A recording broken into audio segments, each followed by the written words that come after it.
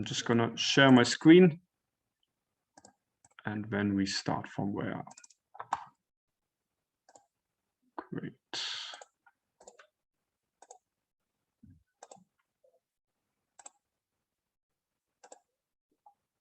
So welcome everybody to our DueDash Cologne pitching PowWow.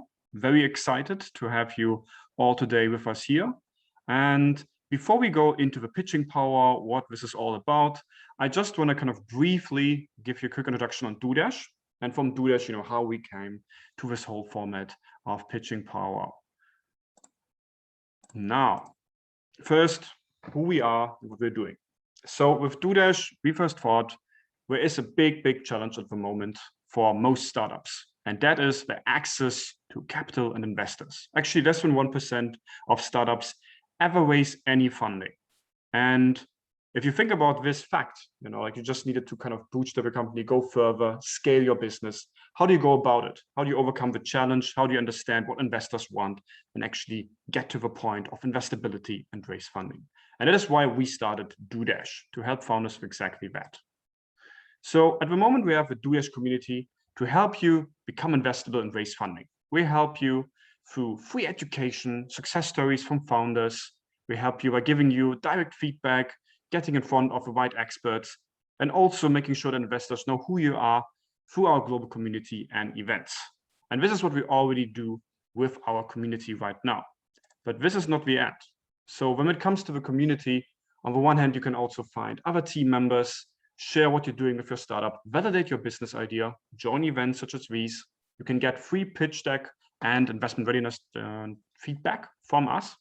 As well, we already started working with startups in depth on preparing them for investors, working on who are right investors to target and help them for outreach and going after the investors, supporting you through that whole process. This is what we're doing right now. In the long term, we are building a digital platform to help you through all steps of a fundraising journey. But we're already kind of working to enable you to get in front of investors and become investable. And we will share definitely in the next months more on our upcoming product roadmap. Before we dive into the pitching PowWow, if you want to learn more about DueDash, you can just check out our site. You can reach out to me or any local city leader which we have around the globe. Now, with that quick introduction on DueDash, let's dive right into the event. First, what does PowWow even mean? So PowWow, or modern PowWow, is a specific type of event coming from the Native American community, where you kind of meet, exchange, and honor the culture. We thought about taking the culture of startups, of pitching, and putting this into this PowWow event format. So making this a nice, relaxed gathering where you can get in front of business angels, real investors, and get feedback from them, exchange, understand, how it comes, because that is the way to actually get to investments and also learn from that. And what is the goal for the pitching PowWow event? That you get a wow. So the business angels, investors here, they will rate you, of course, at the end of the session. In addition of telling you who are the best startup, the second and the third best startup, each jury member can also give you a wow, kind of like the 5-star rating, which means basically we would like to have a follow-up meeting with you or introduce you to somebody in the network who might be a good fit for you when it comes from an investment standpoint. So that is your goal for today, to collect a wow.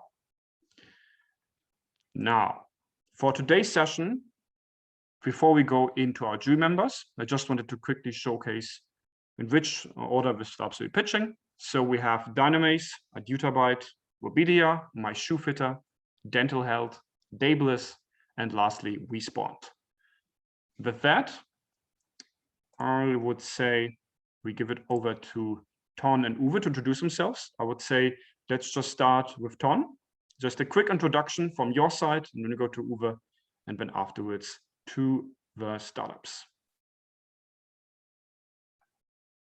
So just unmute yourself. Audio, yes. Can you hear me loud and clear? Yes, we can hear you, Ton. My name is Ton Steenwinkel. I'm a European citizen with a Dutch passport living in Germany for many years. My business career has been in marketing, product management, sales, business development, and managing subsidiaries and large organizations in industries, mainly high tech, retail automation, telecommunications, software, engineering and financial services. At present, I have retired and I am member of a business angel club called, as you can see behind me, Angel Engine. And we are a club of 32 business angels, and we invest in startups which we like and have a good future. And that's why we're here. So I'm not a technical person. You will hear me make some critical remarks on some technical issues. I'm market, sales and marketing focused. Those are my real things. That's me. Living in Meerbusch, not very far from the forbidden city of Düsseldorf, in lockdown now. But we will survive it. We will survive it, Ton. But yeah, Meerbusch is definitely a nice place to visit. Yeah. Then I would give it to you, Uwe. Thank you. Thank you. Yes, what about me? I'm more than 30 years in business, mostly on the edge between technology and pure commercial business. Long term, I worked for consultancy companies, so that's why I'm very attractive to the working market, because of the fact that I, let's say, have both passions on my side. I am an educated and long-term line manager, as well as I do a lot of consultancy and strategic work. And this enables me to, let's say, do a lot of transformation work, digitalization projects within the companies in the context of growth or performance improvement. Today I'm working since the end of 2019. I'm working for a subsidiary of Bosch in Bochum. The company name is eScript. eScript is the market leader in automotive cybersecurity applications worldwide, working for all OEMs and all tier 1 companies in the world. Of course, and I'm always interested in technology.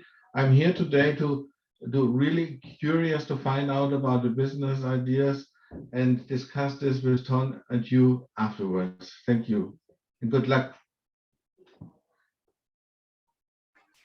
Great, thank you, Ton. Sorry, Uwe. My mind, that's my mistake. So I would say let's dive right into the startups. We start with Dynamaze. I think that's you, Petur. So I will just allow you screen sharing. Yeah.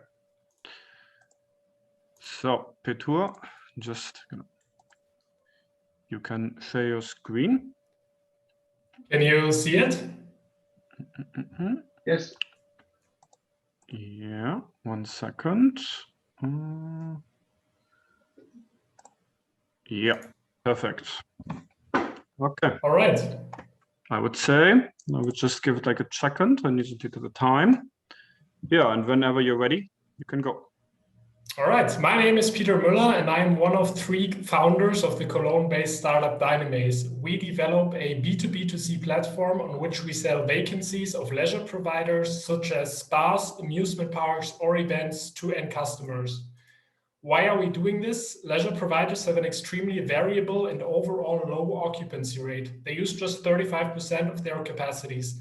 Significantly higher profits can be made by increasing the occupancy rates. At the same time, many activities are simply too expensive for many people, and often it is not that easy to decide on an activity.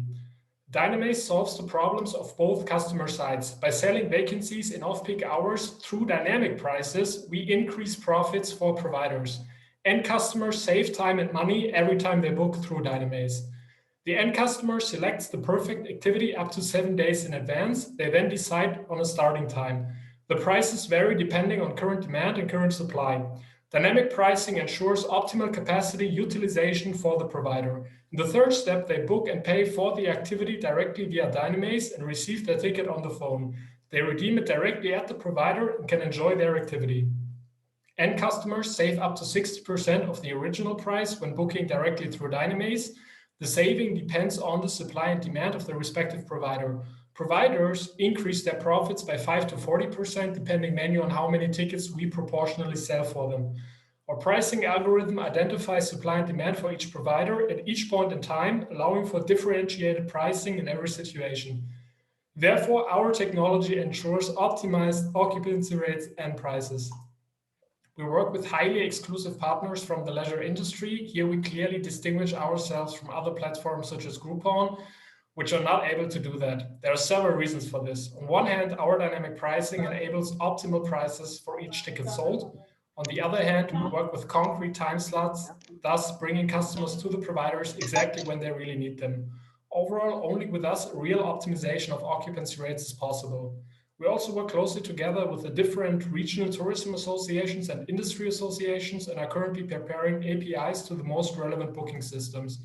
During the lockdown, we focused on product development and sales and managed to convince around 40 additional leisure providers to work with Dynamaze as soon as the lockdown ends.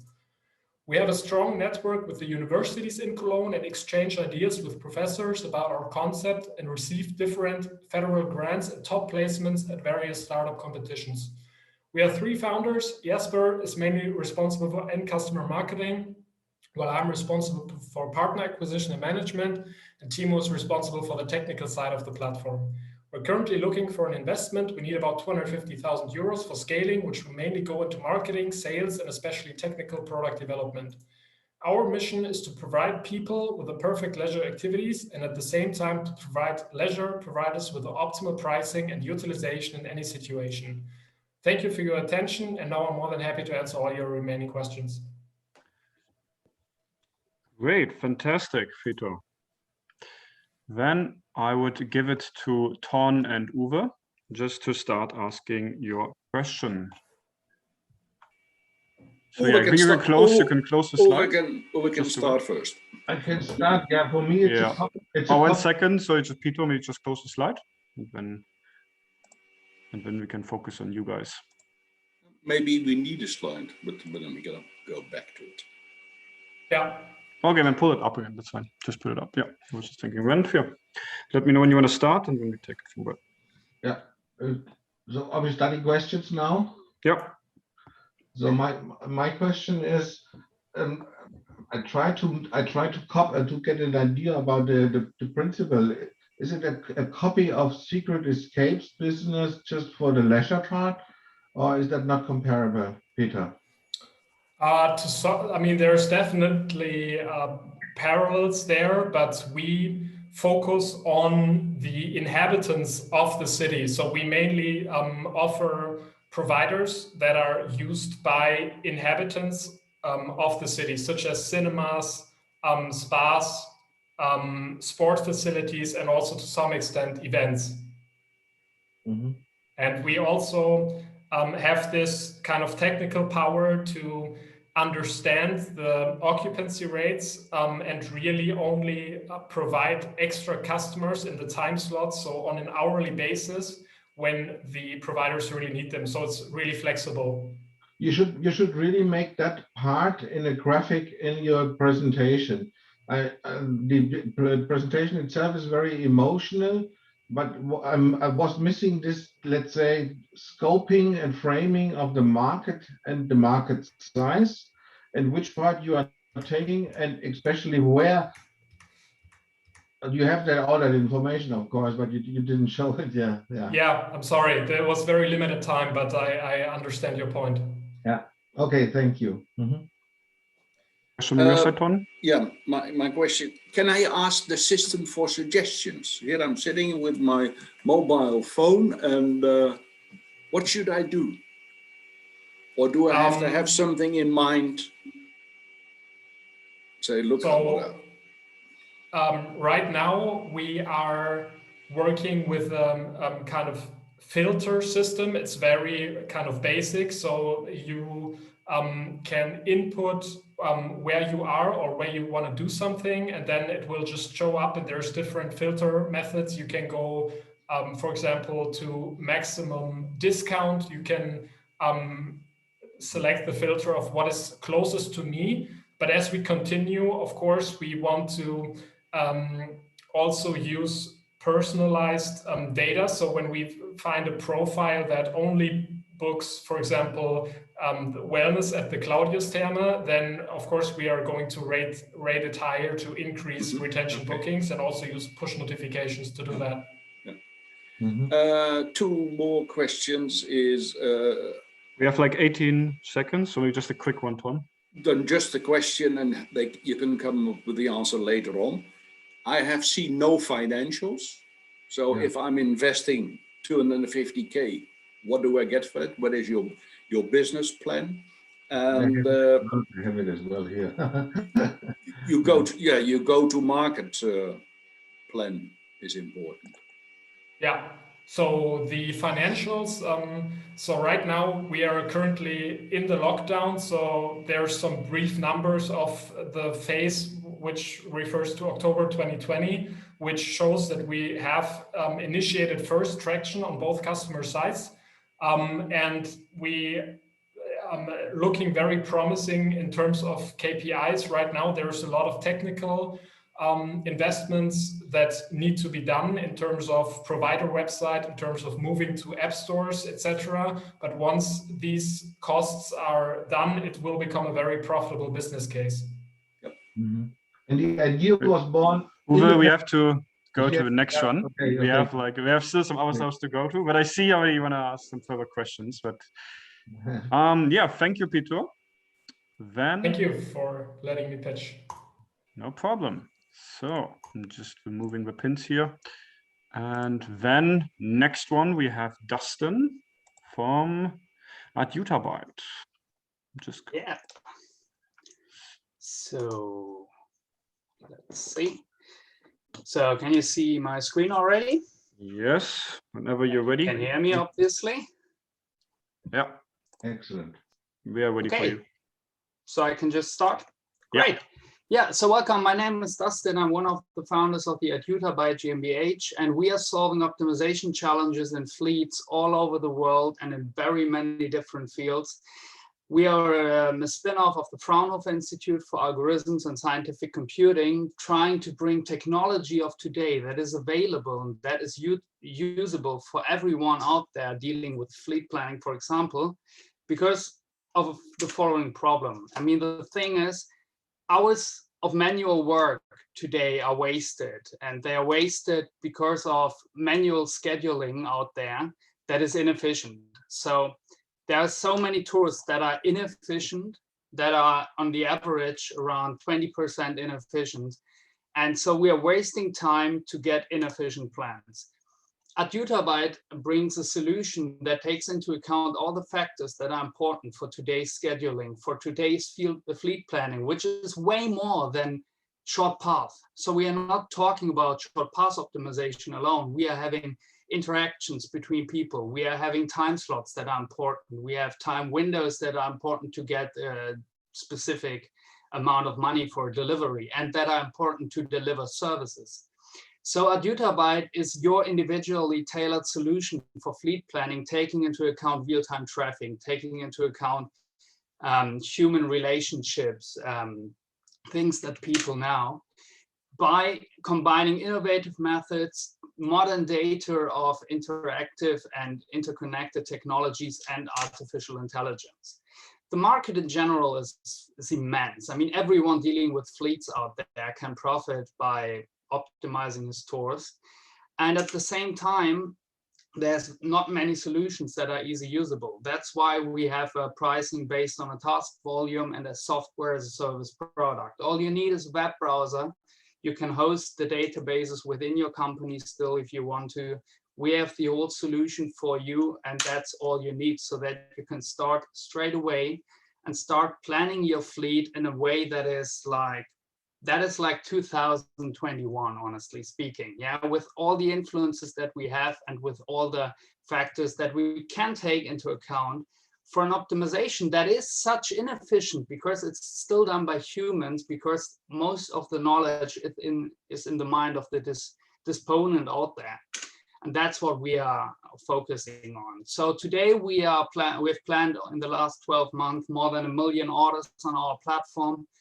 We are doubling plans like every month right now. And we have more than 130 planning users with our platform in the different countries of the DACH region, Spain, North America, and for many customers in very many different fields. And with our team, we are very happy, or we would be very happy to also suit your needs.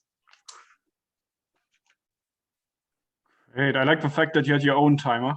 That sure. Makes it easier for me. That's how it works, huh? Wonderful. So then, same for you. We have again the 3 minutes for Crash Q&A. I have a question regarding, are you applying your own technology, or is it the business model and the go-to-market, which is your idea? So are you providing technology? Or are you providing the go-to-market strategy? No, it's the whole technology. So the spin-off contains the whole technology. It's our own code base. It's no foreign code in there. And we have this on the one hand, and our business team on the other hand, for sure, also does the go-to-market. When you talk about fleets, you talk about vehicle fleets, not only about car fleets. Yeah, exactly. So we are dealing with cars. We have bike profiles. We have like heavy duty bikes right now. That is a very, very important topic right now, especially in Berlin and Hamburg. They're dealing with those heavy duty bikes, and we can create profiles for all of their fleets. So that's one of the peculiarities that vendors like Google couldn't even provide, because we not only optimize the whole fleet and not a single track, but we can also deal with your vehicle types. Yeah. Right now, we even have ÖPNV, so public transport, as a new vehicle type. We have bikes, we have cars, we have electric cars, because it's our own technology. So we can do everything we can imagine. Yeah, I like the idea very much. It's definitely very promising. And few questions. I looked at the slides which were available for me today. So also the questions are on things you have solved. Is the traffic information, does it have any influence? Because all of a sudden the Suez channel is blocked, and here are my containers, and yeah, exactly. So here at Meerbusch, we always have a traffic jam on the autobahn, and all of a sudden, is that? Yeah, exactly. So we have a real-time system here, and we have all such predictions, like traffic predictions in cities. You can predict it pretty well with AI models, but still there is like the traffic jam that hasn't been predictable before, because there is like an incident on the road. And then our system can track, for example, the cars that are available in the fleet and replan the tours if possible. For example, for service fleets, that's well possible. Someone who has a hammer can work with his hammer and can take over other parts. If you're doing delivery, you cannot switch the delivery tasks, but you can switch other tasks at the same time. And if you're doing delivery of equal type, like homogeneous delivery of specific drinks or so, they can even change the task like in real time. And that's what our system is capable of. Yeah. Quick question, how much money do you need? Did you show it on one of the slides? No, because we are not primarily just focusing on money, but we are focusing on opportunities that we get by network, and then by what we need to fulfill this. But for us, it's very important, like which would be the domain we are focusing on and which would be the network we can open up. And then we can say like, which money do we need, for example, for a very immense app development we are right now working on, because we have a basic app to the system for sure, but we are right now really putting a lot of effort in there. So that's just honestly speaking, I'd say like, if I know which opportunities we get with a new partner, then we can say which kind of money we would need there. The chicken and the egg problem. Always. Now, thank you as well, Dustin. You're welcome. Then let's go to the next one. I think as next one we have Simon from Webedia. Yep, I'm here. Yeah, you can share your screen. I don't share my screen, but I would. Oh yeah, mine. I'm just pinning you, and then I just do forward. Okay, whenever you're ready. I would advise anybody who's viewing all the tiles to switch on. No, you can just pin you. That's fine. When you're kind of like in the focus, so that's fine. So you can see this. No. Okay, please go ahead, Simon. Okay. Well, hi, I'm Simon from Bovidia. And in video production, you generally have lots of small mistakes like wrong focus, but you also have big mistakes like this one, which some of you may be familiar with. And it's not just kind of the inefficiency and the errors that happen, but also the huge cost of video production that is a problem. Now that's why we are developing an autonomous video production system, starting with the robot that actually moves the camera, which you can see here. So basically, we want to not just create the autonomously driving robot, as you can already see in the pilot system there, but the whole system. Because it's basically, you can think of it like a smart home, but like a smart studio for video production. So you start with the camera movement, which is the main part. And then you also start to include lighting and teleprompter operating on everything that kind of revolves around the topic of professional video production. And you get a finished video, and this saves cost, and as well as so this saves cost, is more efficient, and you have fewer human errors. Now, what our USP is that you can't just put a camera on top of a logistics robot. For autonomously driving a robot, you actually want to put in the emotion. So what differentiates a romantic scene from an action scene from a horror movie? And that's what we do. We actually put the emotion, the human way of moving, into the autonomously driving robot, which is actually what we have a patent for. And our first customers are pilot customers that you might be familiar with. NTV you saw earlier in the movie. And our whole market is basically anywhere there are professional videos produced. And we already have partners in system architects that kind of build the whole studio, and specialized dealers that just sell you the camera. Our business model is based on selling the hardware, also later on implementing our hardware, kind of the system behind it, onto the robots of other manufacturers, and then selling for further software features that kind of make up this whole smart studio that I was telling you earlier about. The market is basically the motion control market for MediaTek, as well as, because with the software features and autonomy, we of course go into labor costs as well. And what on a technical level, what we do is we combine everything, which separates us from the competition, because they can only do software and we can actually move the camera from point A to B. My colleague has 15 years experience in the media industry, has 8 years in this experience in the research department. I combine engineering know-how with business know-how, and we have a Chinese colleague who does the programming, also some scouting of technology over there. And we're looking for 500,000. Thank you. Perfect. Yeah. I would give it then to you two. Ton, would you start? Ton? 1 second. You just unmute yourself. I'm just muting you between Ton. I think it was like little sounds in between. So just, Okay. Yeah, it takes a long time before you explain that it's all about cameras. Your first slide is, forget it, develop a new slide, because nobody knows. I think it says you all need this. Well, I don't need it. It's all about camera, automate camera and camera movement.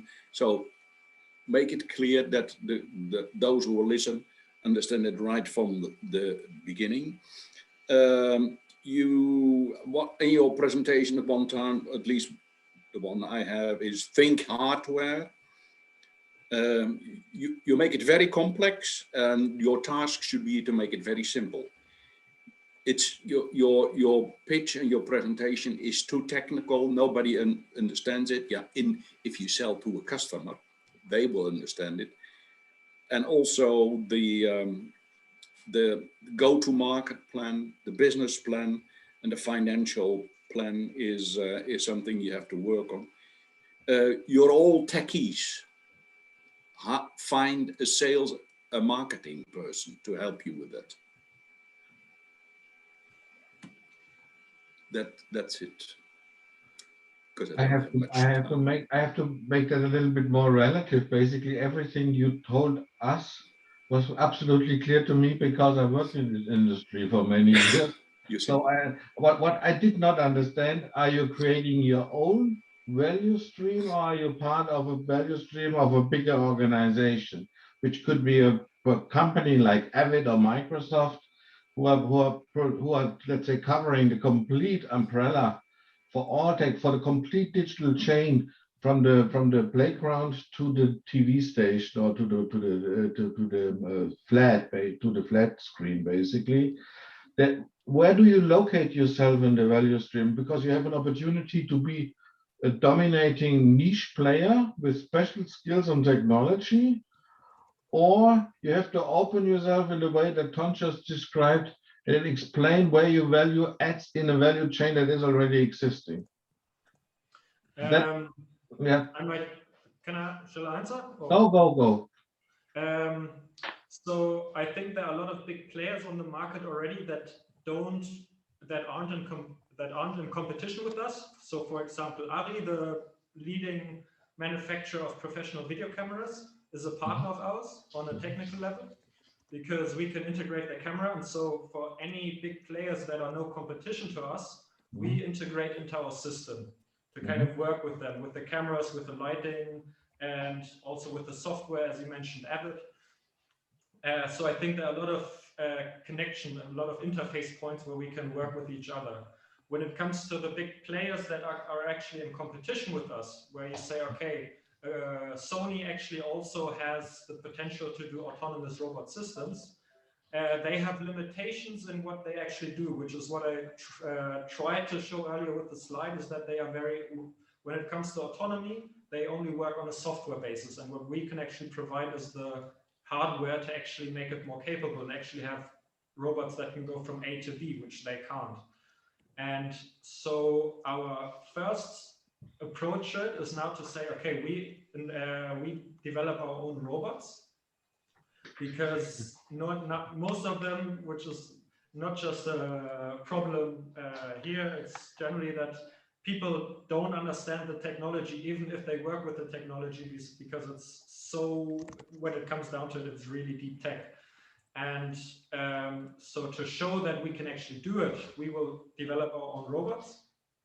In the later on stage, we intend to supply the hardware system to other manufacturers when they've caught on and said, oh, that's actually a good idea, we can actually do that. So that we can kind of work also with Sony and Canon and Nikon, who also have similar systems. Thank you, Simon, as well. Then take advantage as the next pitching startup would be My Shoe Fitter.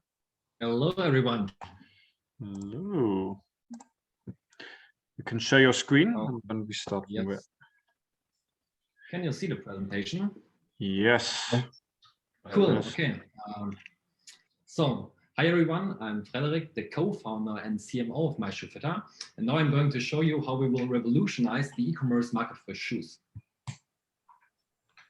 So there's no uniform shoe size globally. That leads to a lot of problems. The main problems are returns.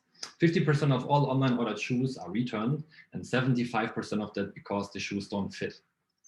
That leads to around 750 million pairs of shoes which are returned every year. For example, in Germany, an average return costs 15 euro. So 15 euro times 750 million, you can imagine there are billions of euros which are wasted every year. And also the environment suffers from all the environmental pollution which is related to the returns. So the solution, obviously, we have it, and we call it solution My Shoe Fitter. And My Shoe Fitter is a science-based, biometric foot measurement technology for smartphones and tablets, which we have developed in close cooperation with the Fraunhofer Institute. And with our application, customers of online stores can measure the feet with millimeter accuracy to determine their perfectly fitting shoe size, which is based on the inner shoe measurements. The result, easy peasy, the shoes will fit for 100%, every shoe which is ordered online.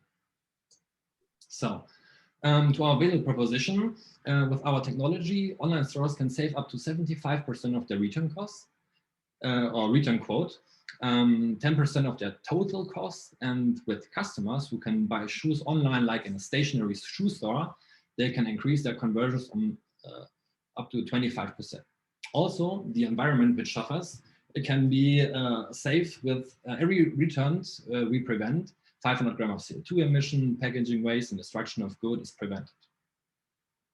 Now, our front end is easy and intuitive to use, but our back end is more kind of a rocket science. So my shoe fitter consists about two key technologies. The first one are image evaluation algorithms, and the second one is supervised deep learning. And in this combination, we can get a pretty high accuracy of up to 99.2%. And that's pretty cool, actually, and worldwide unique. We can be implemented into any online store. And of course, they have to pay a license fee for that. To put it in a nutshell, that's our business model. And now I come to the hard facts, which you're all interested in. So the global online shoe market is huge, 90 billion euros, and it's just fast growing pretty fast. And our total addressable market is 1.7 billion euro. So for the service obtainable market, you definitely have to sign an NDA, but if you're interested, let me know. Then we can talk about our numbers. And lastly, I want to show you our milestones. The origin of the idea of my shoe fitter was in 2017. 2018, we developed a beta version. 2019, A/B testing with Birkenstock and live testing with Love Magenta. Last year, we founded our company, got an exclusive license contract with the Fraunhofer, a pre-seed investment, and this year we are going to prove our concept and we will roll it out. And next year, we want to scale our business. So, and to reach our goals, you need a cool team. You have to come to an end. This is my shoe fitter team, and that's all from me. Thank you. Great.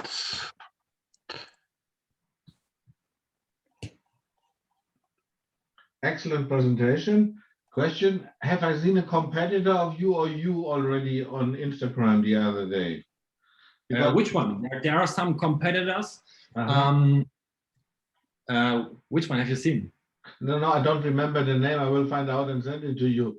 Are you already in the market? You're already in the market and you're making we are going to launch pretty soon in around 2 or 3 weeks. But what I have to say, we don't have a pretty close competitor because our technology or our technological approach, how we try to prevent returns, is unique. So there are some size guides, but their size recommendation is based only on artificial intelligence. So they use other shoe inner measurements to compare it, but it's not accurate enough. And we combine optical measurement or biometric optical measurement with artificial intelligence, and that's why we can reach such a high accuracy with the shoe foot size. Okay, and why only shoes? We're already planning to expand the body parts, but first of all, we want to play it safe. So if we can do it with shoes for 100%, cool. We can switch on other body parts, for example, hands or for heads, etc. But first of all, the shoe market is huge. So 90 billion euros, that's a huge potential for us. And we want to focus and we want to reach our goals first in the shoe market. Yeah. One further question. All right, then I have a few questions. The whole issue is that the customer is unhappy and insecure. You know, I would never order shoes online. And your mission, or one of your slides is a mission statement, and I would rethink it: buy your shoes online which fit 100%. and you added something like sustainable behind it, and forget the word sustainable because it's used from toilet paper Most up important to buzzword. shoes. Forget about it. It's your go-to-market plan is kind of unclear. Is my size stored on my computer so I can go to one store and say, here it is? Or do I have to do it all over again if I go from the one store to the other store? Okay, it depends on when you are coming from the desktop version. So you are shopping on the desktop. You only have to scan an QR code with our app. And if you already had done a photo of your foot and you have your foot measurements, you don't have to do it again. So just scan the QR code and the size automatically applies. You come from the mobile version, it's kind of the same, but without scanning the QR code. You just press on the My Schuhfeder button in the store. You get forwarded to our app, and then you already have the correct shoe size. That's very good. And thank you, Frederick. We have to go to the next one, Ton. You don't need money, do you? Yeah, we could need money, yes. But I think more important is like the network of. Great. I didn't get the answer. The more important than money is what? Luck. A good network. Actually, we are fun and we think we can finance our business with the cash flow. But more important would be a good investor, which, like for example, some contacts in the shoe industry, etc., or in the retail. Yeah. Great. Thank you. Then, thank you, Frederick. And we go to Dental Health. Hi, yeah, let's have a look if the presentation works. Should be. So let me know if you can see it. Yes, we can see it. Okay, great, then let's start. I'm happy to present to you Dental Health or Dental Hero and our vision to become the Amazon of the dental world. So let's have a look at the German dental market. It's actually a super interesting niche because we have four main players, one being the manufacturers, the suppliers, and the customers, which consist of dentists and dental labs. And even though these players generate lots of data by selling and buying their products, this data is not stored, and there's a huge lack of digitalization. They have a huge lack of interfaces. So, for example, manufacturers sometimes don't even know which suppliers sell their products and for which prices. At the same time, dentists are in a huge jungle of prices when they search for products because the same 10, 20, 30 suppliers can sell the same product for different prices. So what we want to do is to connect all the dots, and therefore we launched the marketplace Dental Health. And what Dental Health does is basically to connect all the customers. And for example, a dentist can come on our site. They can just search for the product. As you can see, there are 16 different suppliers for this product. They can just put it in the basket. And we have added some really smart algorithms to our basket, which actually helps the dentist to search for the cheapest prices or the fastest delivery. So we just see from which suppliers the product should be ordered. And obviously, we also added stuff like APIs to make it, more digital. And this whole process has been quite successful. It took us around 14 months to generate the first 1 million euros for our suppliers. And we are getting a commission on the suppliers' revenue on our website. The customers don't have to pay anything extra. What we want to do next is obviously grow the platform and make sure we have even more players on the platform to connect. And we want to use the data to develop tools for the market. The market is pretty big, even though it's a niche, 1.6 billion euros of market volume only for dental consumables in Germany. And we can also easily expand within Europe, which is quite a big market. But as I said, there's a data lag, so we don't know exactly how big the market is. We are pretty strong in our network. We've already been able to network with several suppliers, manufacturers, and so on and so forth, which also helps us to get even more players on our website and our marketplace. And here's our team. Max is one of the founders, as am I. He is a dentist himself. He had the idea for Dental Health. My background as business administration and law. We have Mark, who developed the website all by himself, and Tina, who worked for several years in the PR industry and helped us to establish our brand, even though we didn't spend a lot on marketing and so on. And yeah, I'm pretty happy to answer all your questions. Great. Then, as before, I would give it to Uwe and Ton. Yes, you are acting as a platform in the B2B area. It's There's no B2B2B. Yes, B2B2B. exactly. Yeah. So basically, we're onboarding the suppliers and manufacturers. Although one must say, in the dental area, manufacturers rarely sell the products themselves. They all have contracts with the suppliers. Mhm. So the suppliers are onboarded on our marketplace, and then the customers come and buy the products. Mhm. And why do you aim for the internationalization of the business? Is that the way of growing, or is that why don't you, let's say, dominate the national market first before you do the internationalization? While the question is the sequence of steps in your development path. Yeah. That's a great question.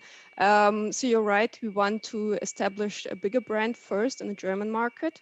Mhm. And then it will be easier to expand to the European market. All in all, you must say most of the suppliers and also manufacturers work on the European market anyways, and mostly even globally. But our first aim will be to establish ourselves in Germany, then go out into the European market, and then let's see. But we already have customers who are questioning or like asking us to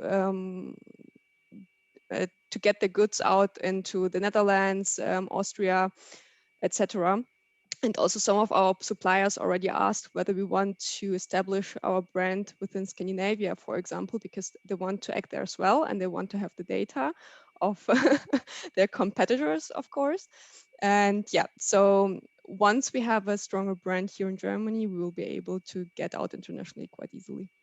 So you maintain international customers, and they are not able.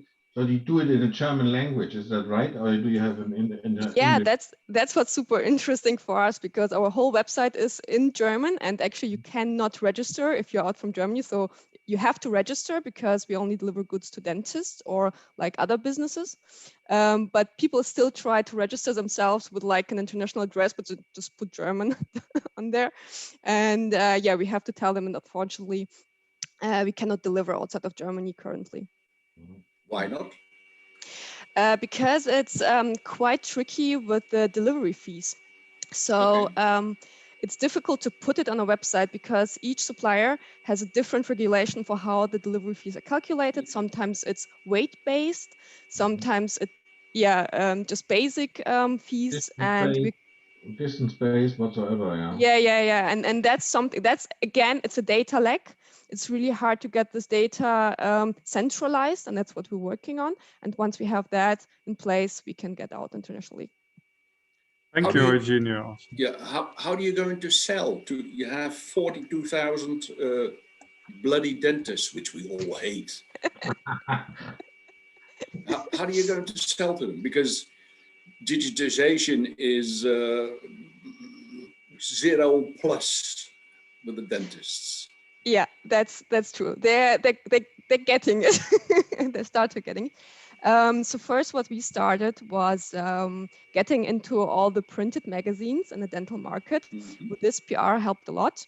And we went to the one of the biggest fairs in Cologne in 2019, where we already could manage to meet lots of dentists and dental assistants.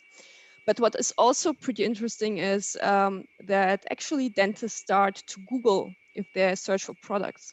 Okay. And we have a really strong SEO and SEA, and this helps a lot. And what really helps is that by now around 10% of the customers we gain are coming by recommendations, which also shows us that we have a strong brand. And it's quite easy. Like, I would say it's quite easy, but it's really interesting how easy it's sometimes to develop this commitment to the customers, because if customers are calling us and we miss the call, we call them back, and then they're like completely surprised, like, you're calling us back? Never happened. Like what's happening here? So there's such a lack of service in this industry that we're still able to make some points, but just being nice, being forward to just come back to the customers. Great. So, So I think we have to go question. further. We have to go further, Ton. We already was a bit further, but How much you can ask money do you later need? questions. How much money do you need? Nobody talks Ton, about drop money. me a message. That can be for the next meeting, Ton, right? Thanks a lot. Great. 1 second. Then let's go to our next pitching startup, which is Dabless. One second, Jay, are you there? Yeah, I'm there. I'm just going to share my screen. I'm going to set my timer because I'm also coming around with my own timer as well. Great. Okay. Hey everyone, I'm Jay, and I'd like to quickly introduce you to the social media app Dabless.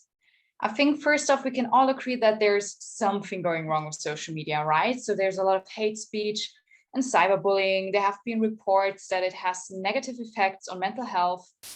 And also creators who basically make the platform great often don't even profit from doing so. Of course, in a perfect world, all this would look different. Platforms would actually care about the well-being of their users. There would be less hate, and creators would be valued for the content they put forward.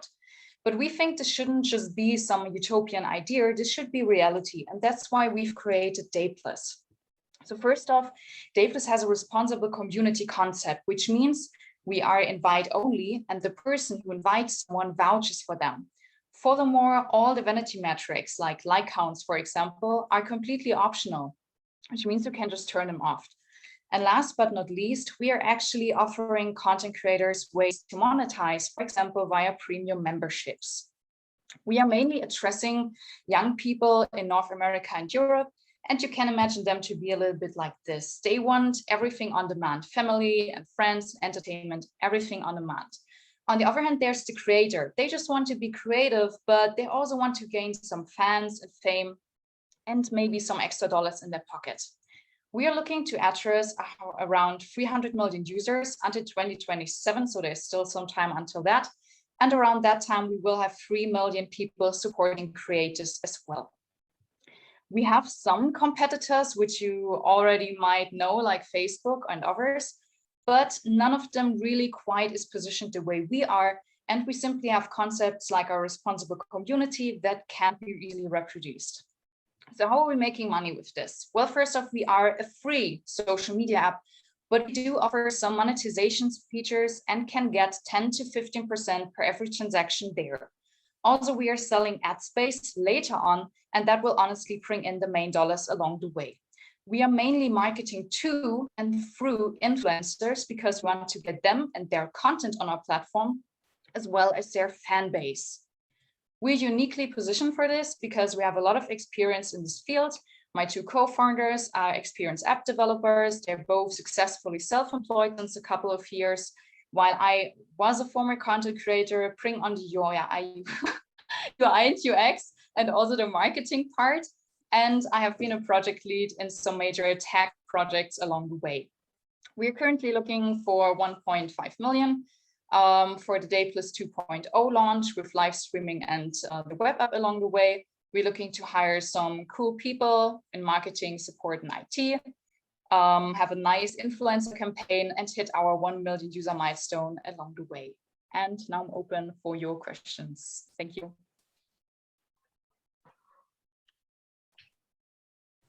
Yeah, Ton and Uwe. Thank you very much. The idea is very promising. I think you will have to put a lot of emotion in selling your product. And so you can have additional customer groups attracted to the social media platform because it's a market with a lot of competition, of course. I'm still missing a kind of go-to-market and sales plan, how you're going to achieve what you want to achieve. and you are asking for a lot of money, 1.5 million. That is not something you will going to find with business angels, because that's a lot of money.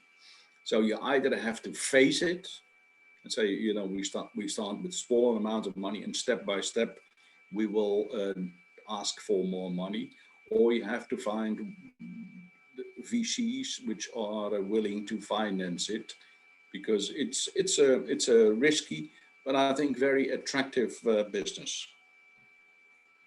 Okay, thank you. And you mentioned how much money you want to. Bye. Yeah, but I always thought the piece to swallow is too big for a business angel. You should tailor your demands on cash or in tranches, and put that along the development path of your company. Make it a convincing argument. And you have to really explain for what you want to use the money. And because what you're describing here is more or less, the influencer campaign is the only forward-oriented route. Use the first million user milestone, fine. But the rest is infrastructure. That should be you should explain what you spend on the first 2 bullet points and what you spend on the last 2 bullet points. To make it really clear. But I know you don't have the time to explain. Perhaps you could explain, but this is something I would recommend you to, let's say, put it in slices that are digestible, and not in this way. Okay, I understand. Thank you. Any other questions? If not, then I guess we continue on. Thank you as well, Jay. And then we have, lastly but not least, we have WeSpot.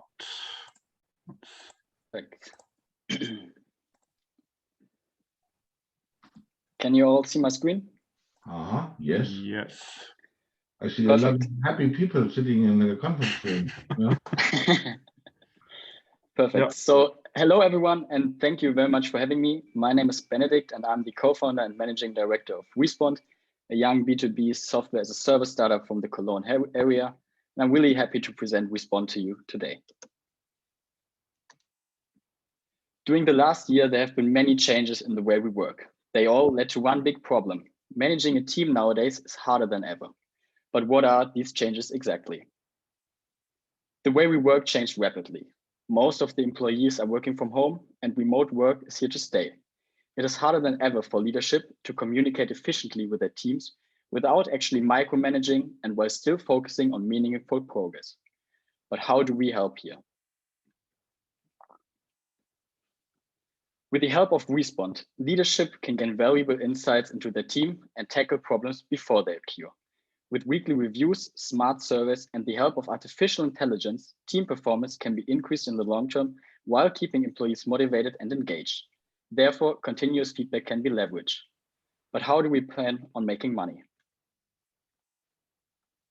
As mentioned at the beginning, we are a software as a service company, and we have a team-based pricing. Therefore, WeSpot can be easily implemented in single teams and does not need to be rolled out in an entire entity. But let's talk some numbers and see if there's actually a market for such a tool. The market potential is huge. Roughly 557 million euros are spent yearly in digital collaboration software only in Germany, and the market is expected to grow with a compounded annual growth rate of 6.7% during the next couple of years. It is important to keep in mind that these numbers are pre-COVID, and therefore the market potential is expected to be even bigger. Furthermore, it is scientifically proven that employees' productivity increases by up to 20% when they are happy and honest feedback is encouraged. This, of course, leads to serious cost savings for management due to higher retentions and more work output. It's good to have a big market, but how do we actually get there? As first, we started with personal sales and leveraged our network. Furthermore, we are currently building strategic partnerships with consultancies in order to win new customers. Our long-term goal, of course, is to build a product that people love and talk about. But what is the team behind WeSpot? We know that we cannot do everything alone. That's why we have built up a small team that supports us on our mission. The founding team consists of Luis Morgner and myself. David has been with us since the beginning and works on our product development. Furthermore, Robert joined us last summer to support us in the business development area. Additionally, we have developed partnerships with consultancies and grew a network of advisors that consists of executives and former executives in order to only solve problems that really matter. We're excited to build the future of work and to provide ambitious team leaders with a magic weapon that allows them to thrive in today's business climate. Thank you very much for listening to me, and I'm happy to answer any questions. And if you want to get in touch, feel free to contact me under the details on the next slide. Great. Thank you, Benedict. Now let's go again to our jury members. Yes, I can start.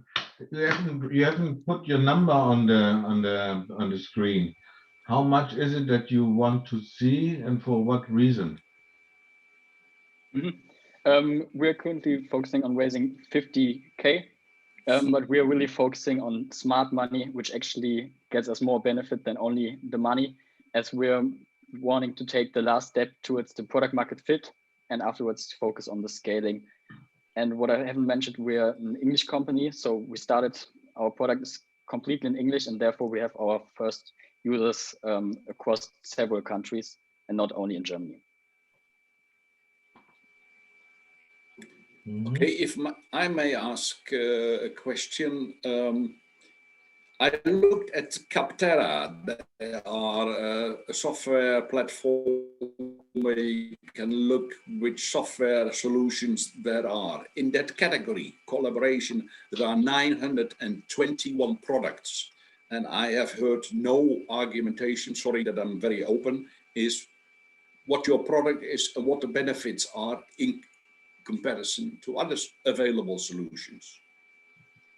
Why do I have, what's your value proposition for me? And I've managed over 400 people, so I know the issue a little bit. So the main problem currently, collaboration software, of course, is a really broad term. So Trello, for example, would be included in this as well, even though it completely targets a different purpose. So our value proposition is to get actually valuable feedback by the employees and build the connection even with the remote settings. So leadership can get insights on a weekly basis, and furthermore see trends on how certain topics and how the feelings of the employees, for example, develop. And with the help of artificial intelligence, the problems can already be tackled before they occur, and this can save costs, of course, in the long term. I understand your point, and I think your business idea is very valuable, and I haven't identified yet the spot where you will, let's say, generate the advantage for your customers, because I know that I have, let's say, more than 30 years experience. A fool with a tool is still a fool. If the leaders don't accept that tool as an added value to their current skill mix, it will not be successful. The key to open their willingness to use such a tool will be the driver of your business, basically. Yeah. Have you thought about it, or have you answers to that question? Yes, so really good question. So of course, you're right, a tool doesn't solve any problems, just the tool itself. So therefore, what we actually did is we built, for example, a question library with different aspects on leaderships to make it easy for leadership to use the tool and get some inspiration there, which we worked out together with consultants and also those network of advisors, which I mentioned earlier. So therefore, that we really make it a round process and not only give the tool at hand. Then, thank you as well, Benedict. Now, to come to kind of like to the end point, how are we going to do this as the next step? Very simple. Ton and Uwe, I will just send them to a breakout room for like a short amount of time. And there then we can just decide who was kind of like the best pitch, like the second best, the third one. And afterwards we'll come back. I will tell you for the others in a second what we do in the minutes while we wait. I'm just setting up very quickly the breakout room for them so that they can get in. Give me a second, and then we take it from where. And Tom. You're setting up, right? Yeah, I'm just assigning you to the room, and then you get like the notification. Please just jump into that. Perfect. Great. Yeah, just jump into that. And for the other ones, while we wait, just what you can do, because it's a pitching PowWow as this nice session to go about. What could be nice is maybe that we go through each of the pitches and just ask, like, how do you prepare for a pitching event like this? And how do you meet investors? I think that can be also valuable for the other founders here to learn from. And maybe we start, if that's fine with you, Petur, as like the first startup, just like, how did you prepare for this? And how do you usually meet investors? Well, I think the most challenging part about this specific event was the short time. So I'm not very used to pitch in 3 minutes. I think 5 minutes is more of my kind of comfort zone, because I feel like you have these different aspects. It was also mentioned in the Q&A, the financials, maybe some numbers from the first month of entering the market. So I think if you really cut it down, you have to make very kind of important choices into how do you want to present the startup. So which dimensions or aspects you really want to talk about, and which ones you kind of leave out, because I think it's nearly impossible to fully present the whole startup in 3 minutes. So I just did that, came up with a pitch that I thought was overall pretty round, and then tried to cut it down to 3 minutes. And to the other question, mostly we try to get intros to investors. I think that's really important. Not to we don't really prefer to just cold mail or call investors. We think that's or in our kind of experience, a pretty low conversion rate. So try to get intros from within the network, and in before try to find the good fits to not waste any contacts. Yeah, thank you, Petur. Could be interesting. Yeah, let's just go for the other ones quickly and just see. I think, Dustin, maybe you want to go next one and just share with us about you, if you're still available, or maybe some technical things. Otherwise, Sure, yeah. sure. Yeah. Can you hear me? Yes, we can hear you now. Yeah, sorry, I got the wrong button here. No problem. Yeah, so honestly speaking, and I know most people don't want to hear that, I really don't prepare for pitches in general. So because it's often so important to see who's in the room, who's on the other side of the channel. So I want to shape the story in the moment it kind of exists and it begins. But for sure, all the things like getting the slides right, getting to know which people will be there. Is it investors? Is it angel investors? Is it VCs? I think it's super important to know who is probably the one who is there. And it's at the same time, for me personally, super important not to focus too much on a story that I have in mind before I go there. So I know that that's not the things most people want to hear, because you want to know, hey, there's a strict plan and I need this timeline and then it works. But for me, it normally works best if I don't have too much of a plan before. No problem. Yeah. Simon, what about you? Yeah, so for us, I think we have a core pitch that we also adjust. Just like Peter also said, 3 minutes is not very something we're used to. So of course, we also have to kind of shift it a little bit, make sure that what's inside the main 3 minutes is important.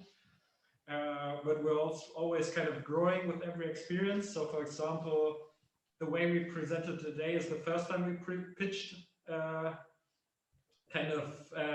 so we learn our mistakes. Like for example, the critique that he had was, you need this, and he said, but I don't need it. But what you couldn't see underneath, which I enlarged now a little bit, maybe you can see it now, is that it was actually a quote from the CEO of ProSiebenSat.1. So it's not something you as a listener need this, but this is actually something, a quote from the media tech industry, so to kind of boost us up.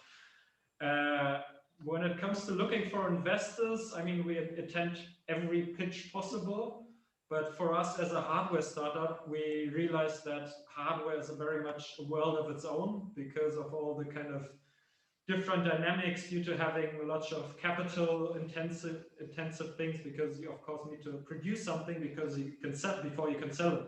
Unlike a software, we can just say, hey, I produce 100 or 1,000, it doesn't matter. There's no cost involved in producing more. So we are actually going the long, hard route of organizing our own matchmaking event just for hardware startups, which is very much in the way of saying, okay, if Mohammed doesn't come to the mountain, then we have to bring the mountain to Mohammed. And so we are. That's a nice way of putting that.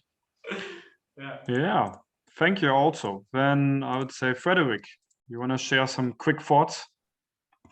Yes, for me, a 3-minute pitch isn't the problem. The problem is pitching in a digital way, because if you want to get an investment by an investor, the investor needs to feel your spirit. So they don't care about your idea or about things. They want to see their investment, how much money they can get back, and of course they need to trust you, and you can't how to translate this.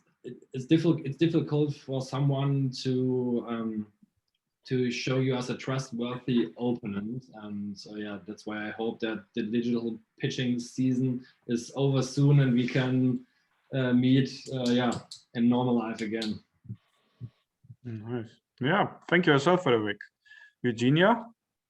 Well, I can agree with lots of points that been said.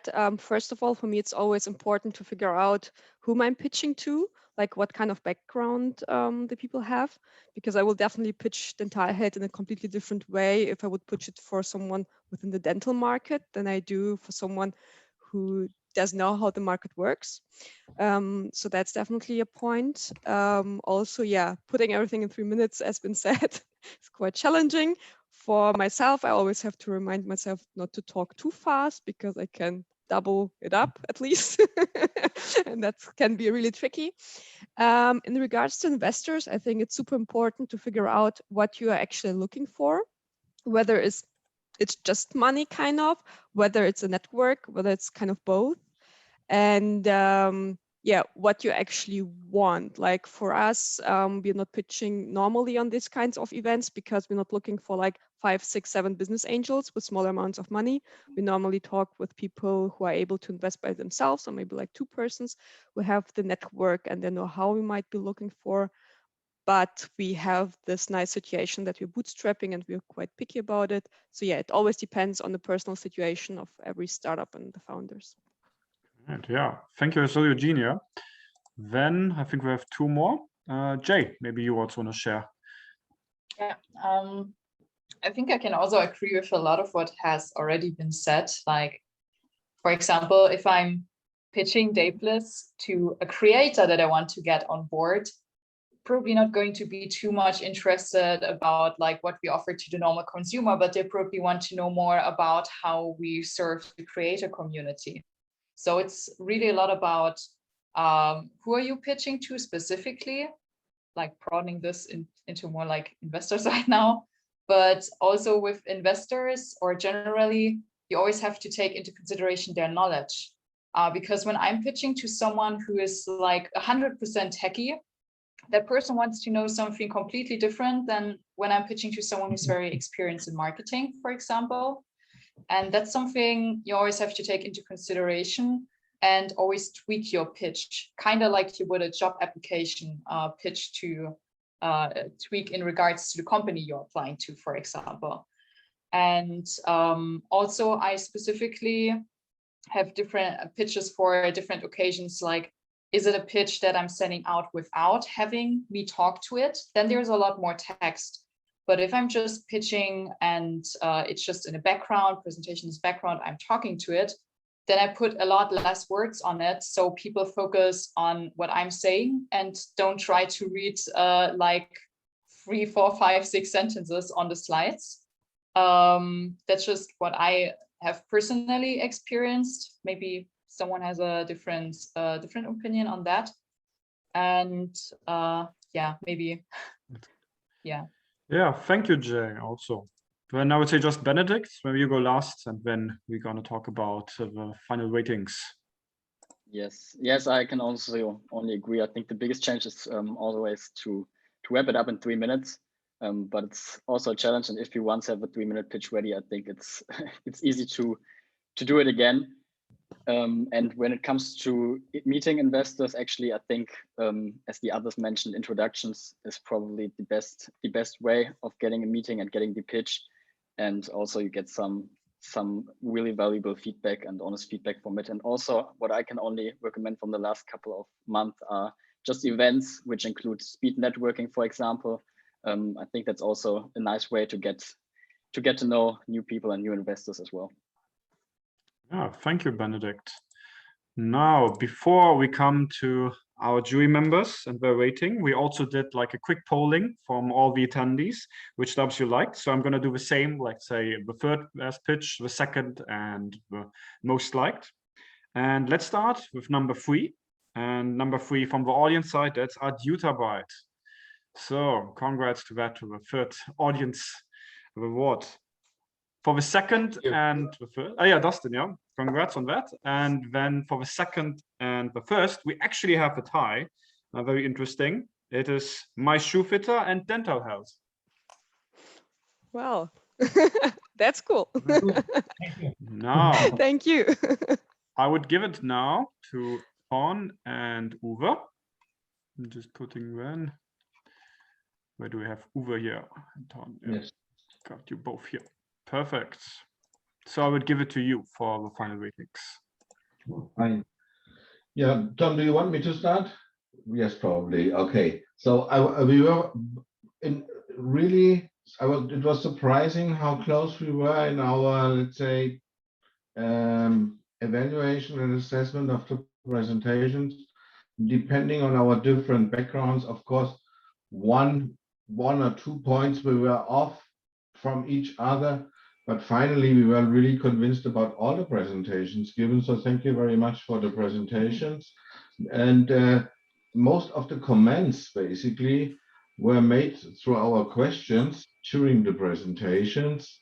In summary, I would say take the notes you have we gave to you and use that as an info to tailor and reshape your information that you send to investors. I personally would like to, let's say, follow up on the what's the name of the company again? Adjutabite, right? In a personal relationship with the founders, because I see a lot of, let's say, with a lot of perspective, I see chances to work together. I would really like that you get in contact with me and we follow up on a more private session. For the others, I was really impressed by dental health, and I'm questioning you if you want to go on the internationalization before you do, let's say, have a proof of concept in one country. Think about it, because the internationalization brings you to a challenge which is not easy to handle. I went through that process.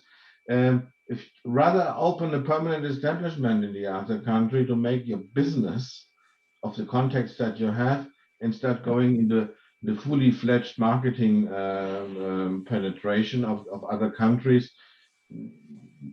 Maybe it's just a recommendation. Yeah, Good look point. at that. Well, yeah. So Thanks. that's my take. I would now hand over to Tom. Tom. Thank you. Yes, I'm on. The interesting thing is that we do not differ from the general audience in our total ranking, which is surprising. So the audience is extremely good because they think the same way as we do. I think everybody did an excellent presentation. When I look back, let's say about 5-10 years ago, how the pitches were done and how the information was presented, you have improved tremendously. Compliments for that. Some very interesting business ideas. The favorites are the third place for us is Adia Tarbite, then shoe fitter is 2. That shoe fits really good.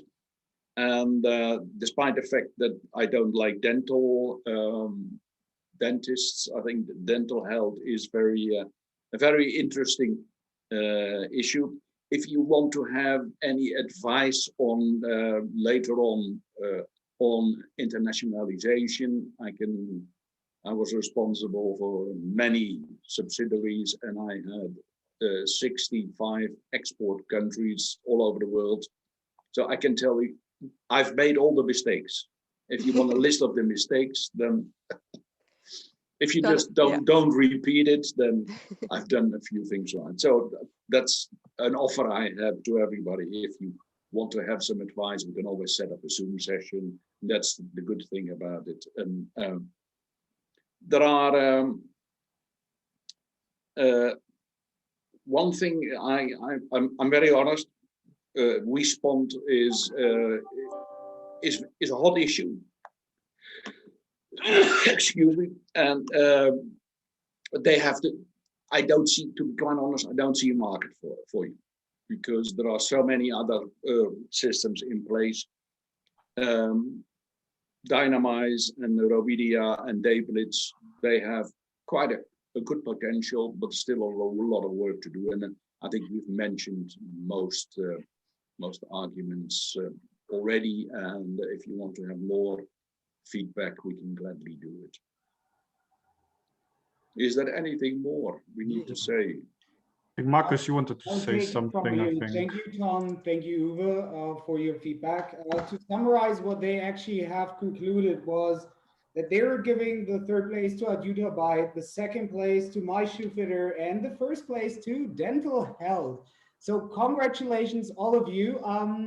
You know, the pitching PowWow is all about getting the wow, and the wow means you got a 5 as a rating. Unfortunately, none of you today was able to get the 5. You were very, very close. But as you could hear also from Uwe's mentioning, and that's what I kind of put into the chat here as well, you were almost getting the wow here. There was like minor tweaks missing. However, as you can see, they started offering you to get in touch. So make use of that opportunity, because that's what the pitching PowWow is there for. Pitching to real-world investors, and not just talking about a feedback, but actually getting a second meeting with an investor and looking for the funding that you're seeking for. So happy and thank you all for pitching today. Thank you, Uwe and Tom. And for closing the session, I just quickly give the word to Michael. Yeah. Then just putting myself here in the pin. So yeah, thank you everyone for joining the session. I hope you definitely liked it. Hope you could learn something from that. And we already have planned the next session, which will be on the 11th of May. The jury members we will announce shortly. So looking forward to that next section with new startups. If you know any startups, any founders who would like to pitch, you can send them our way. We're happy to welcome them in our next session. Otherwise, as Marcus already said, do the follow-ups, take the learnings from it, right? And if you need further support, further insights, the DueDash team is happy to help and also discuss with you anything else you need on the topic of fundraising and investments. And with that, I would close the session. And again, thank you all for joining. Thank you, everyone. Thank you. Bye-bye.